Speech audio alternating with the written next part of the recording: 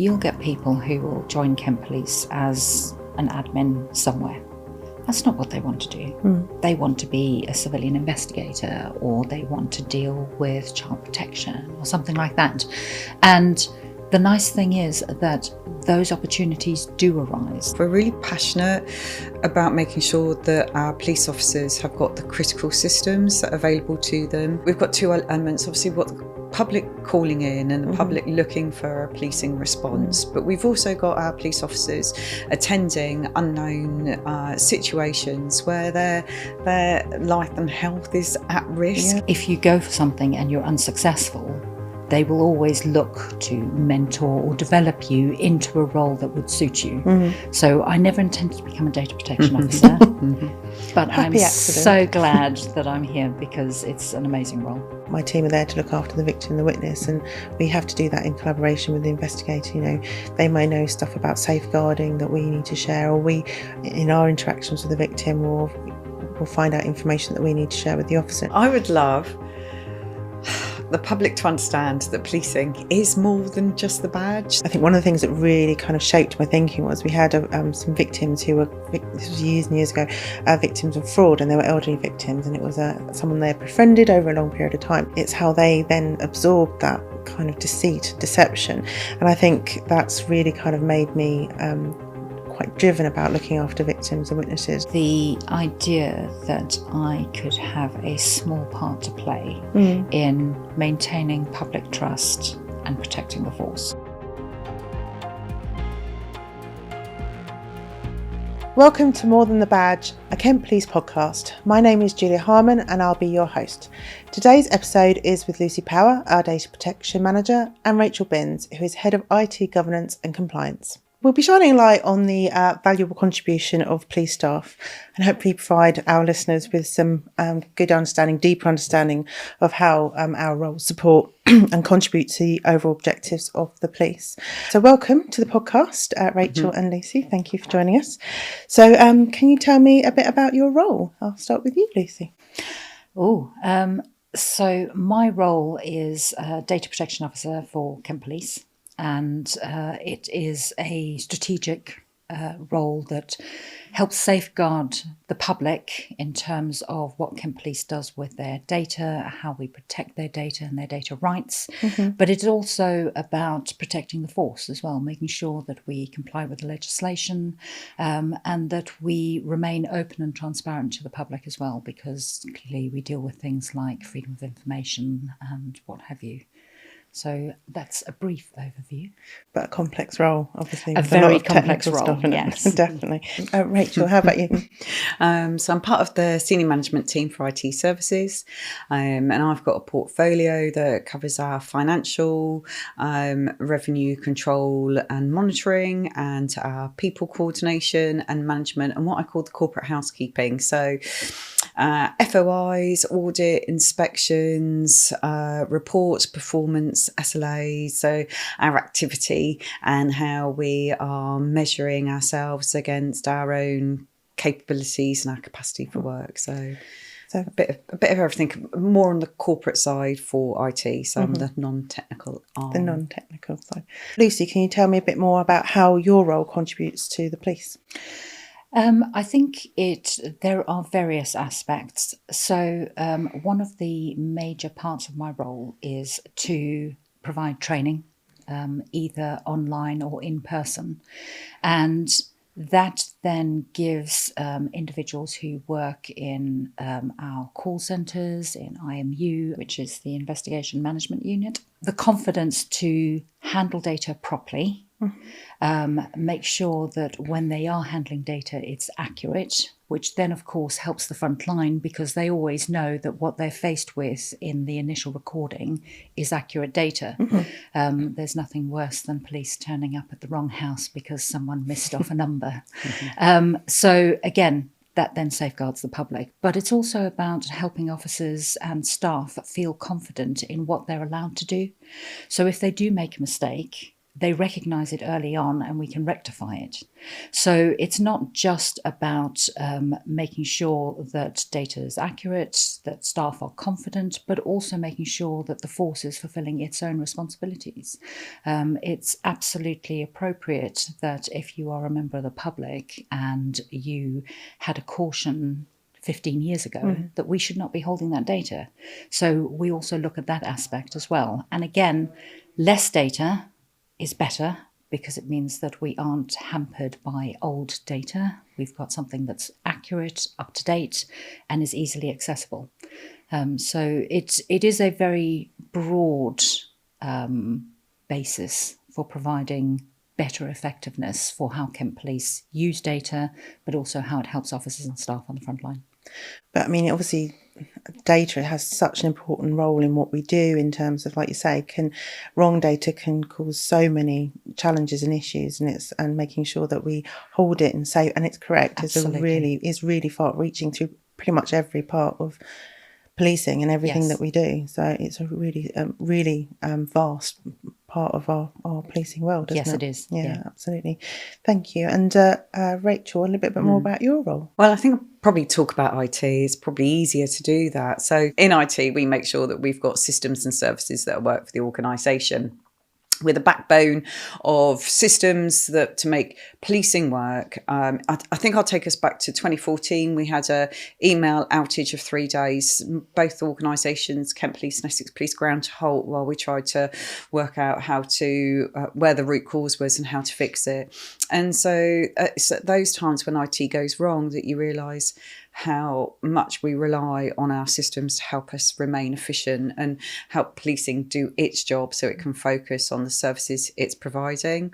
And so in IT, we're either servicing our systems or we're bringing in new technology, which is about the efficiencies and the change management that we have. So it's a bit of everything, and I'm part of that team, and that's what we're there to try and provide: a core service in working hours and a critical service out of hours. So we're 24/7 for the organisation. And I think it's really important to highlight the interoperability because no one operates in a silo. So when Rachel talks about downtime, you know, our information management would deal with or assist that in case it's a cyber attack or a hacking attack.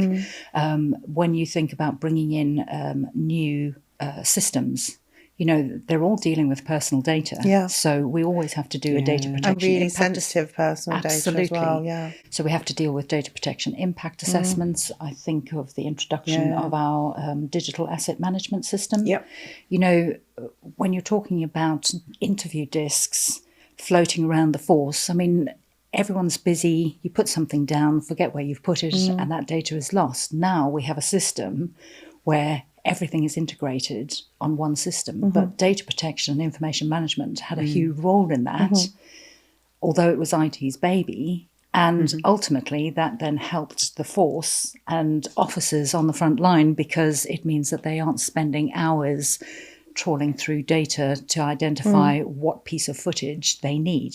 It's all digitally managed now. So, and I suppose if we've got a critical outage that is taking systems, ingesting data from cameras or any form of feeds, and there's a possibility we could start overwriting that at some point. So we're then talking about data loss and data security elements, which is all to do with the Office of the Information Commissioner, but also operationally we start getting some impact on how we're able to work, and how the impact on the investigations as well. So it's time critical, but we do all work very much in hand with our stakeholders if we're having any issues. Both very collaborative.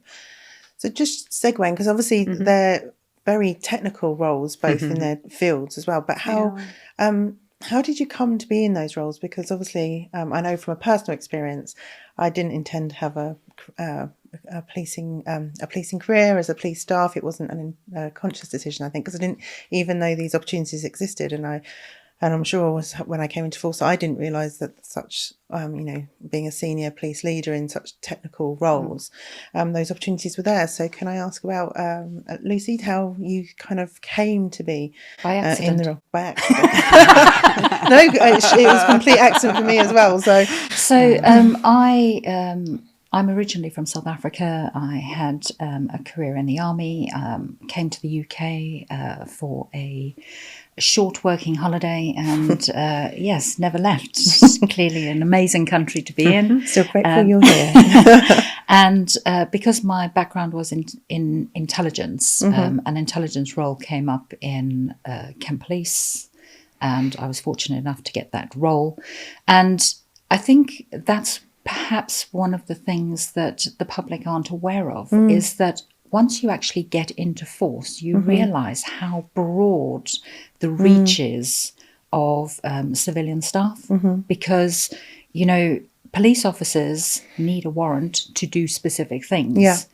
But they couldn't get that job done without someone in HR, with someone in finance paying their salaries, without logistics buying their equipment. So there are so many different roles, and there are some really specialist roles that you would never think of. So I was in intelligence. I did training for a while. I went into the professional standards department intelligence unit, which again is really interesting. And one of the forces looking to establish an information management capability.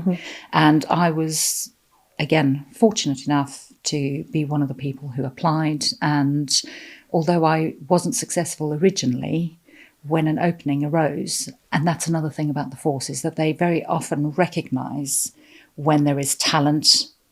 So if you go for something and you're unsuccessful, they will always look to mentor or develop you into a role that would suit you. So I never intended to become a data protection officer, but I'm so glad that I'm here because it's an amazing role. And Rachel, how about you? How did you, was it an intentional career choice? That's 25 years ago. So after a while, when you've been in policing for such a long time, you have to cast your mind back quite a few years. But I started as a project administrator in a junior role on a project. And a career mentor of mine explained that I'm a generalist. And I've gone, oh God, that does actually make sense for the first time. I'm not a specialist in any particular area, but I can take any headline and work with it. And I went from the project administration role into project management, and just worked through various roles across that. But I would say my underlying specialism is project management, which is about being somebody who can coordinate between the people who want some new stuff and people who can do new stuff, and you manage them and buy biscuits and make lots of cups of tea to ask the people who want something, who can do something to do it, and to manage the expectations. That's always a good one, of the stakeholders who want very shiny new technology. So I've just been lucky enough just to keep working through that career projection, and that career mentor helping me to work out what it is that I'm good at as well. I think just picking up on that, I think, from both your points, that the opportunities, once you get working within this force especially, and the development and the support that's available, really, you don't really understand how important and crucial that is, and you taking forward a career that potentially, like you said, you hadn't intended, but as you start to understand what those opportunities are, and you're getting that support and development to explore those opportunities, it's really something that I wasn't aware of coming in. And I say, again, same as me, happy accident that I kind of was looking for a role. There was one that came up within our criminal justice department out locally at Canterbury at the time, and just fell in love with the role, fell in love with working. So it wasn't intentional, wasn't expecting to be here 20 plus years later, but here I am, and and I really it's had so many good opportunities, and I think that was really something that I really didn't expect coming into working for policing. And I think one of a really, really good example is our head of information security at the moment. She joined the police part-time, new mum, handling boxes as a records management admin, literally hauling around boxes. And now she's head of information security. And that's took her 5 years. Yeah. So it is all about the opportunities exist in the force, not just for sideways development, but upwards development as well, which again is probably not something that the public realise. No, absolutely. And I think talking about public in our communities, obviously, I think police officers are very visible in terms of how they serve our communities directly, because obviously they're responding to incidents, they're dealing with lots of critical incidents and crime scenes, etc. But I think obviously PSEs and police staff do contribute directly to our communities and how we support policing. And and I know, for example, in my role, in terms of my team looking after victims and witnesses, we're constantly supporting victims and witnesses as they're going through a sometimes really horrific journey in terms of going to court, the prospect of having to give evidence, facing the person who potentially has caused them harm, in court, and so we are constantly working with our communities. But even in roles such as IT and information security, you're also supporting the community. How do you feel that your roles, because I think that's one of the drivers for me, is knowing that I'm helping the communities we serve, the communities in which we live, helping people is one of the key drivers for me in the role that I do. And obviously I know that that's something that drives a lot of us within policing. So in terms for you, Lucy, how do you feel, is that something that's really part of your motivation, your drive to do the best role you can? I don't think that many people in the force itself actually realise how much we interact with the public. So although my role is to support the force and support officers and staff, the wider team's role is very much public facing. So we do, for instance, court orders with the Council for Family Court, where people are either looking to retain custody of their children, or perhaps the council is looking to take children into care because they are neglected, or there is some other issue with family. So we would be providing information into that process.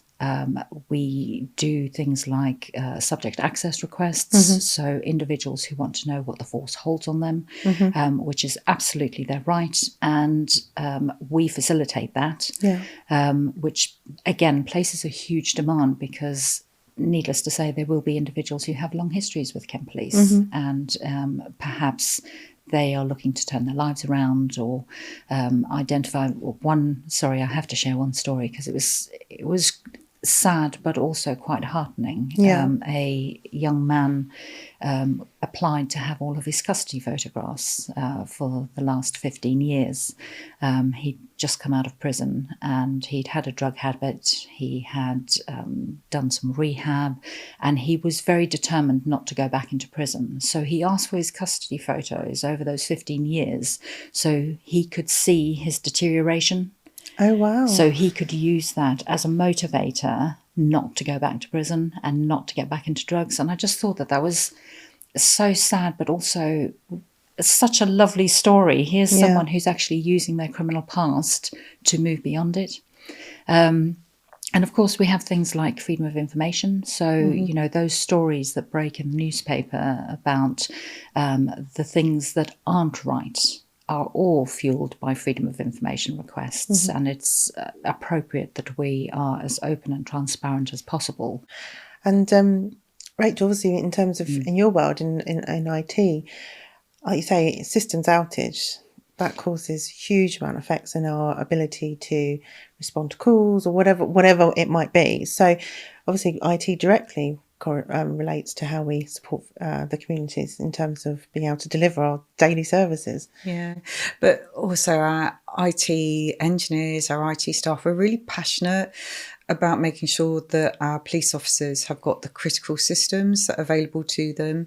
So especially communications and radio schemes, which is all about officer safety as well, and communication. And we've got two elements, obviously, what the public calling in and the public looking for a policing response. But we've also got our police officers attending unknown situations where their life and health is at risk in any of the situations. So we want to make sure that our teams are really passionate about making sure that those systems are are there and accessible and available to them across that course of time. And that is part and parcel of the real motivator, and which is why you'll see if we've got any system issues, so many of our team just jump in and try and help and problem solve and identify root cause, because really passionate.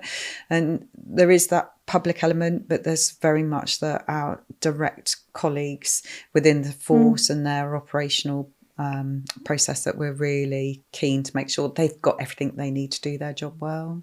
Well, it's hugely imperative because they're dealing with life and death situations all the time, aren't they? Day in, day out. Like you say, it's not hugely. Sometimes it's the unknown of what they're going to face. So it's obviously. And again, that's going to affect the public. If an officer doesn't have comms, then they're not going to be attending that call. Absolutely. Exactly. Obviously, we're all senior police leaders, and we've been in the force for some time, and we've kind of touched on a little bit about career advancement. Can you talk about how you see career advancement development, your experiences, what support you've had, what was really key for you in moving forward?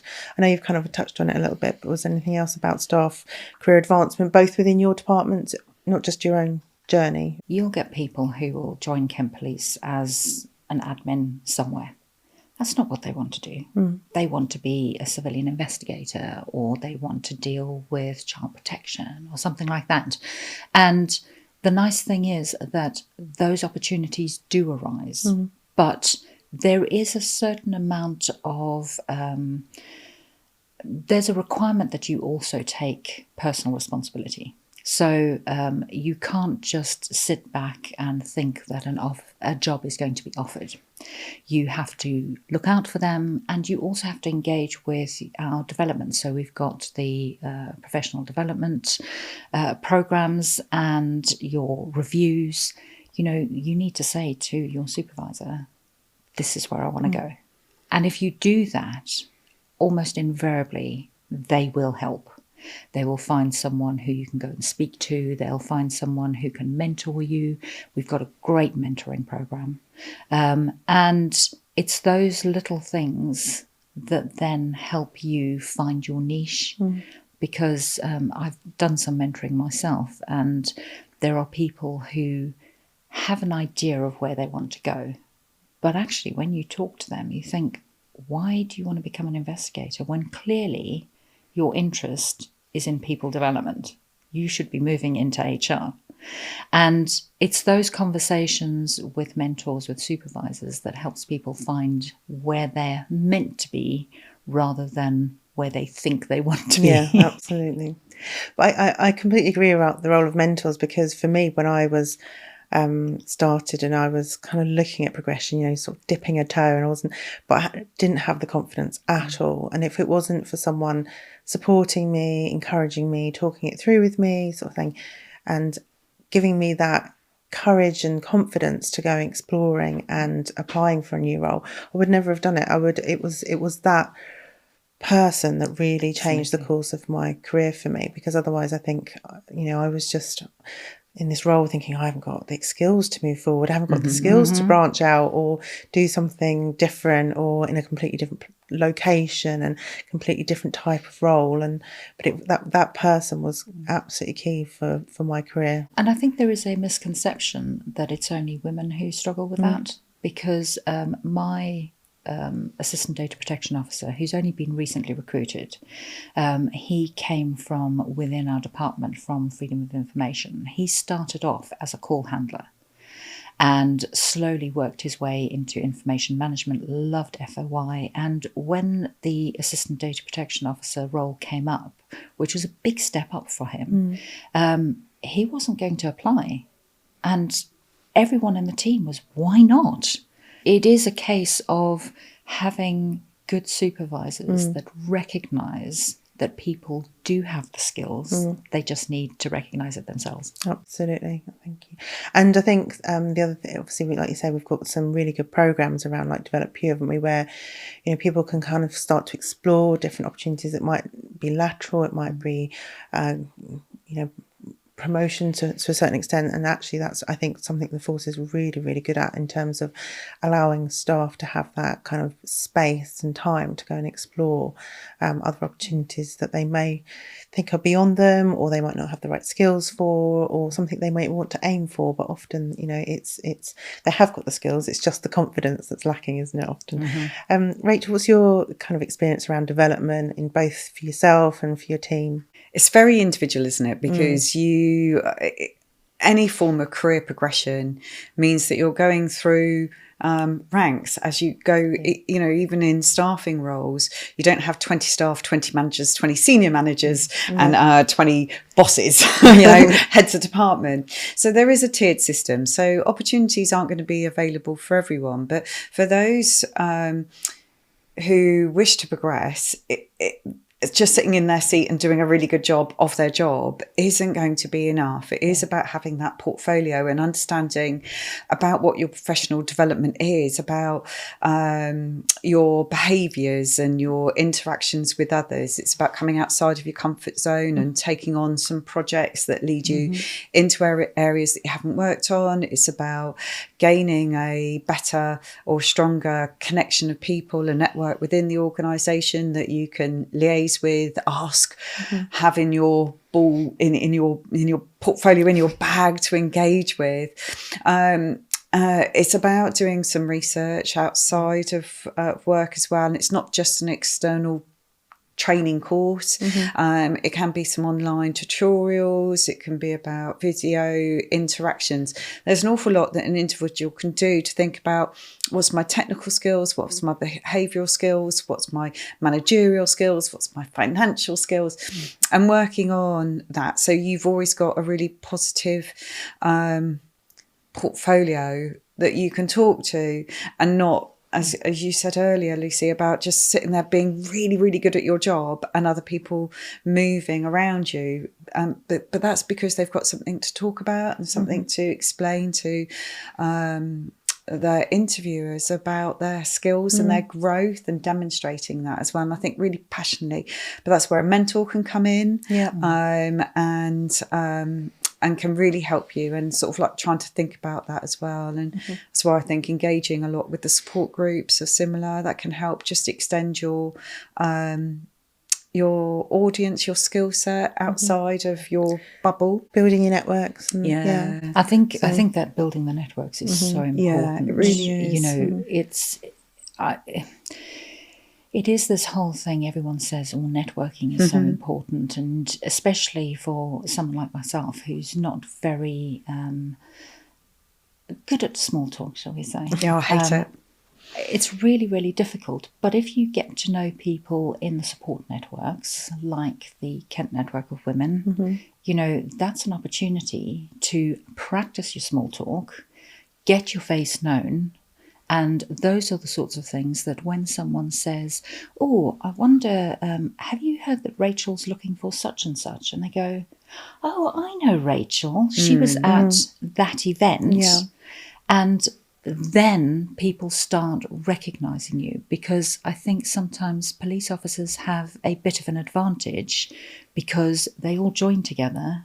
They all move through the ranks together. So funny. I joined up And with. then, and then when a promotion opportunity comes along, they are known. Yeah. Whereas police staff generally don't have that opportunity. We tend to join on our own, don't we? Indeed. I mean, I know when I started, I was the only new starter, and for that year, I think, for when I started. So we tend to join very much in isolation, don't we?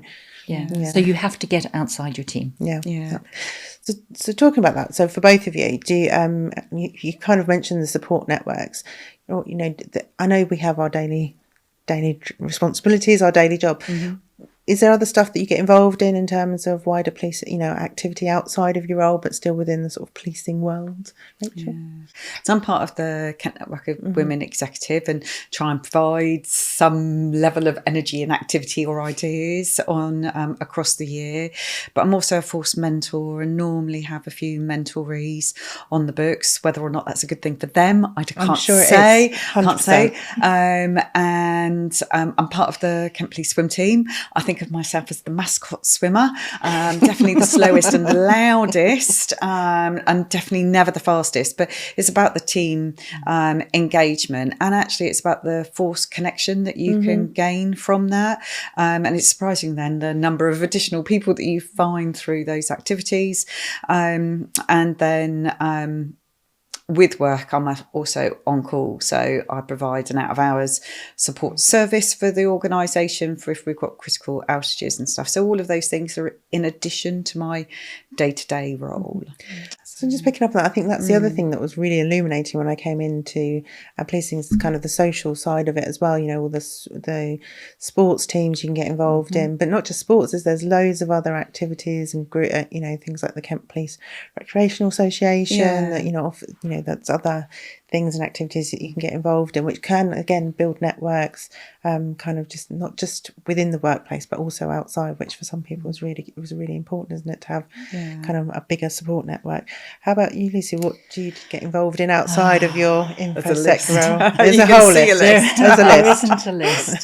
So I used to be quite active in a number of the support networks like Enable and Know and what have you, but I've largely stepped back from that because I'm a unison rep. Right. So the staff union, and I see that as a much more important aspect, you know, making sure that work is fair, that terms and conditions are fair, and also the impact that we have on wider society. So it's not just about protecting your own staff, it's about protecting staff regardless of where they're employed.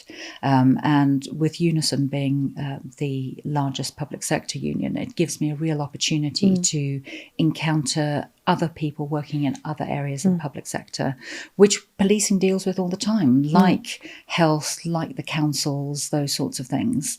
And because I'm part of the LGBT plus umbrella, I'm on their national LGBT plus executive, and I'm a representative to the National Women's Committee. So that is a lot of work. I can imagine. And I'm very mindful, sort of what Rachel was touching on. I'm mindful of not spreading myself too thin, because I think if you spread yourself too thin, no one gets a good service. Yeah. And I'd rather concentrate on the areas where I think I can make the biggest difference. But that doesn't mean I won't go to a No conference or an Enable they're conference. Great events. They're such great events. They're illuminating. Yeah. They are engaging. The information you get from them is Absolutely. really, really helpful and benefits us all in our jobs. So I was just thinking, one of my team is a single point of contact for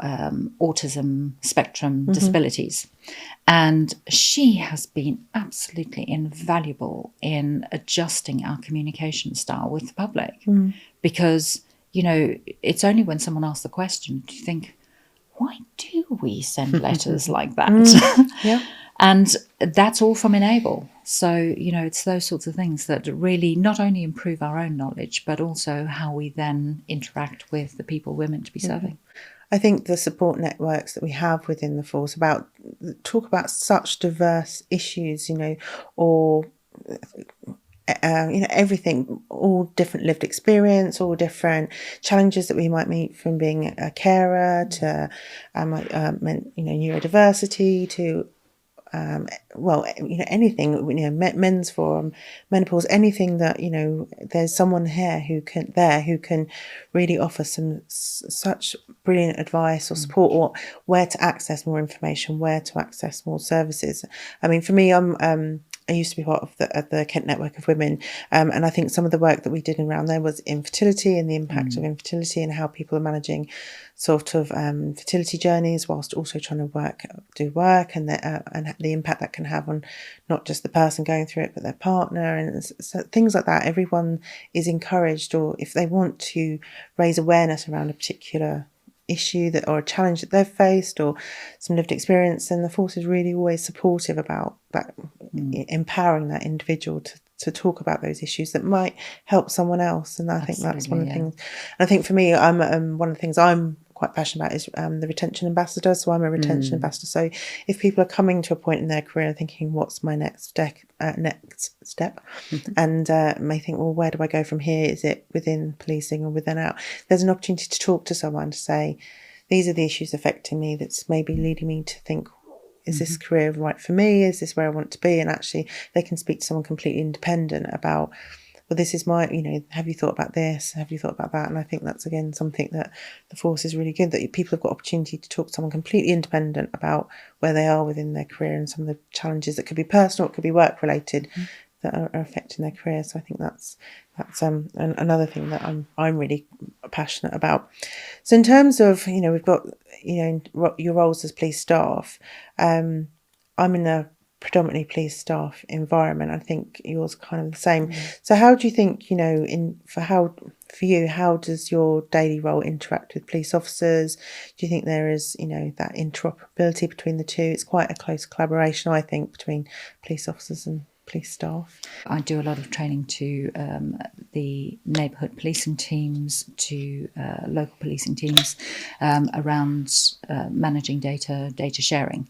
And that is really positive, because essentially they see me as giving them the tools to do their job better. So those are always very positive. We also get a lot of help when we're looking at a record deletion or some other data rights where there may be a conflict. So, for instance, we've had particular issues where domestic abusers try and get hold of their partner's information. And because they have control over their partner's email address and things like that, they have all the tools to do that. So officers are fundamental in informing us on safeguarding concerns, any issues that they have. And also, if we want to delete a record and there's a reason why we shouldn't, it'll be Frontline who are informing us of why. Yeah. So the interaction. I say that relationship between the two, and information sharing between the two is vital. Really, really vital. I think that's kind of similar in the world that in the team that I look after. Ultimately, my team are there to look after the victim and the witness, and we have to do that in collaboration with the investigator. They may know stuff about safeguarding that we need to share, or we, in our interactions with the victim, or we'll find out information that we need to share with the officer. And it's all about ensuring that victim is supported, but they're also safe. And again, that's really key. That collaboration between the two is really vital. To, like you say, it's mainly a lot of the time about safety, isn't it? Yeah. How about your world, Rachel? Well, it's different, isn't it? I mean, how do we interact with officers? We think of our officers and staff who sit outside of IT as our customer base. So they're the people that we're supporting and providing a service to. And then you've got teams that are actually have got regular touch points. So our field ops team, I think the best team in the world, they go out and about. They're in all of the police stations all the time, fixing, installing, changing, moving kit. Our service desk, we've got all the happy people who might have a small issue. They've got them contacting them, asking for their support. And it's only when you move into the sort of like the more third line teams that they're less daily interactive with officers, but they're still our customers. They're still the people that we are really passionate about servicing and providing. So it's a interactive relationship depending on what role you are and what you're doing, what new technology you're bringing in. But it's very much interactive. We're part of the organisation. We're not a third party supplier.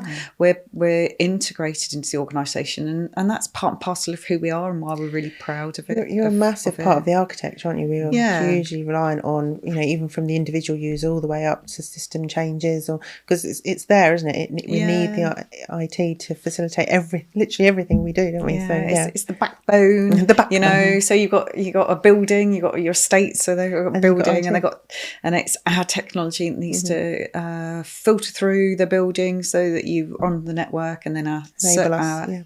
Very much an enabler, isn't it, to be able to deliver frontline policing. All streams of policing. So in terms of, how crucial your roles are in their own right, but also how they interact with each other, and how we're all connected as well, and how we collaborate with frontline policing and all different types of operational policing, what do you think, what is your most rewarding part about your role? What keeps you motivated every day in, day out, to keep delivering? Rachel, how about you? That's terrible. You're going to have to say pay first, aren't you? I mean, that's the main reason why we're here, but but it is. But I love working with my IT colleagues. I really do. I love it where it's really sad when we've got an issue that we're trying to work through. I never have an answer. I'm a bit of a change hater. I'm like, dig my heels in. So I can kind of just say, right, well, here's the issue, what are we doing about it, and letting other people problem solve how we're getting through, and just managing and coordinating that. And the ideas, the professionalism, the passion that people have to do their job really well, especially when they're given the capability to do it. It's just amazing. And I'm constantly in awe of the people around me that are able to do things I'll never be able to do, and that drives me a lot, because people and who you work with is really important. And if they're doing a really good job, and you hope you're doing an okay job for them, that really does help. And obviously, then I don't think IT can ever meet the expectations of an organisation. They're always going to outstrip. Our capacity to provide is going to outstrip the desire for new. But as long as we're in a really good handshake all the time. And if you can go into, a store and buy the latest mobile phone, but it could take you 10 years to get that version in force, there's always going to be a level of frustration. I can order it on Amazon. So I can have it next day. So why not? So the people I work with are probably my best motivator. And what about for you, Lucy? What's your driver, your motivator? I can't say pay. It's not the pay. I think it is the idea that I could have a small part to play in maintaining public trust and protecting the force. Data protection is so varied. And there is never a boring day. Frustrating days occasionally, but never a boring day, because there's so many things coming up all the time, and that's what keeps me engaged. I think for both your roles, the variety of what comes in on a daily basis is so vast. It's really, it does keep that challenge, doesn't it? It does keep you kind of guessing what's today going to bring, and I think that's quite of a motivation in itself.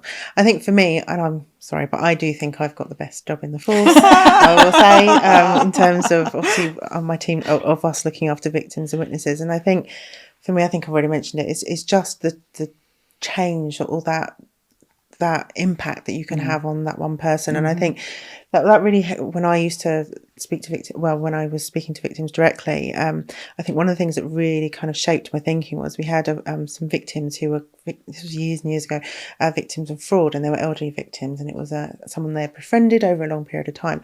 And I thought, and they'd lost money, and you think, they've lost this money, and that's how you think about it. But actually, when you speak to the victims, it wasn't about that, the money, it was about being building that trust with someone, and then questioning their own judgment, and that feeling of safety, and that someone I've welcomed into my world has betrayed me like this, and then it's how they then absorb that kind of deceit, deception. And I think that's really kind of made me quite driven about looking after victims and witnesses. And I think so that for me is my motivator. But then really picking up on your point, Rachel, about seeing others progress and develop, and the careers that they've then forged, because they've just come in and they've started in fairly junior roles, or we call junior roles, but then kind of expanded and spread their wings, and seeing what they're now contributing to the force, and in a variety of roles. I think that's the other thing. I think it's best of both worlds, really. So I do say I've got the best role in the force. So I'm not going to say sorry for that. And if there's one thing you wish the public knew about your role, what would it be? Most of the most flamboyant people I know are data protection officers, because it's such a varied role. It's someone who has the ability to juggle competing demands, competing ideas, and also the fact that regardless of the fact that we are employed by the organisation, we are independent. if I say that something needs to be done and it isn't done, then I'll take it to the regulator and I can't be fired for that. So it gives me a huge amount of power, but it also means that when the senior leadership team are told that something is important, they know I'm not just rattling my sabre at them. They know that it is important and they need to do it, because by doing it, they'll comply with the legislation and protect the public. And I think it's whenever I walk into a training session and it's data protection, and I always say, I know you're all excited to be here, and everyone goes, oh, because I know that they aren't, but at the end of the session, they're all walking out buzzing because data protection is important. And yeah, I'd like the public to know data protection is important. It's exciting. And It it's is important. exciting. Thanks. What about you, Rachel? I would love the public to understand that policing is more than just the badge. So we're a really big part of the organisation in terms of numbers of staff and the depth and breadth of the technology that we provide and support, and the skills that we need to have. And recruiting can be quite difficult because nobody looks at police for IT jobs. They look at police for police jobs. They look at police perhaps for communications jobs. Even when we go to recruitment fairs, I shake my chocolates at lots of individuals who are here just to find out about how to become a police officer. And we have such highly skilled individuals. We've got the latest of technology in, and we build skills in lots of new areas. It's really varied. And I would love the public to know that policing is more than the badge, that it's about IT and probably some of the other support backgrounds as well. So they know to come to us as the employer of choice for the county, to be honest with you. And I think that's such an important issue to raise, simply because there are people who probably would like to work for the police who will never become a police officer, but they could still be part of the family. And we are a big family. I think that's the thing, isn't it? The diversity of roles that we have. And like I say, I wasn't ever really interested in being a police officer, I'll be absolutely honest.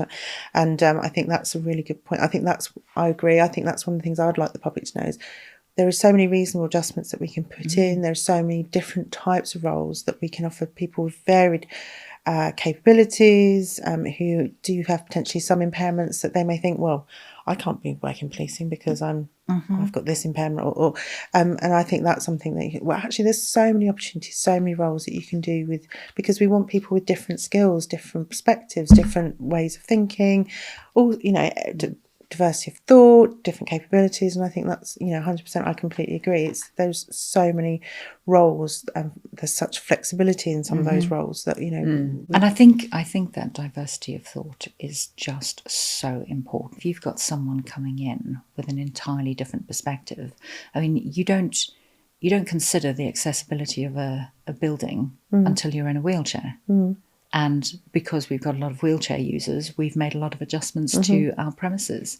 Unless you are neurodiverse, you don't understand why the 5-page letter that you get sent in response to your subject access request is difficult to read. And it's only when we've got someone working in the team who goes, hang on a second, is this really necessary? That makes us reassess what we're doing and why we're doing it. So yes, diversity of thought is so important to make sure that we cater for all the public. If you've enjoyed this episode, don't forget to follow us on Instagram, X, Facebook and LinkedIn, where we'll be posting previews of our upcoming episodes. You can watch this episode on our YouTube channel and find out more about the variety of opportunities available by searching Kent Police Careers. See you soon.